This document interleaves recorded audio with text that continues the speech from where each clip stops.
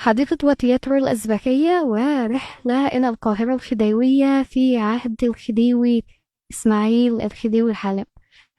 علشان افتتح قناة السويس بالحلم الذي كان يحلم به أن تكون القاهرة آم، أعظم من فرنسا وتبهر الزوار من الملوك والملكات.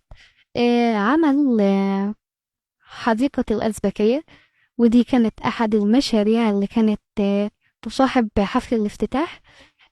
ردموا البركة أو المسطح المائي اللي كان تحت اسم الأزبكية، وعملوا فيه الحديقة دي. كانت بتحتوي على نباتات نادرة وجبلاية اصطناعية كانوا عاملينها، وكانت بتحتوي على مطعم دولي عالمي، وكانت بتحتوي على المسرح الفرنسي والتياترو العربي، تياترو الأزبكية اللي كان بتقام فيه العروض الموسيقية والمسرحية العربية.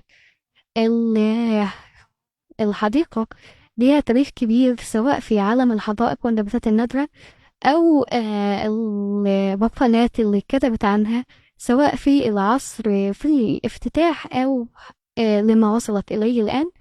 احنا جبنا الصور وجبنا بعض المقالات وجبنا كتيب الخاص بمبنى مسرح أو تياترو الأزبكية، لأن ما كانش هتكون ينفع تكون أقل جمال من الحديقة اللي هي موجودة فيها.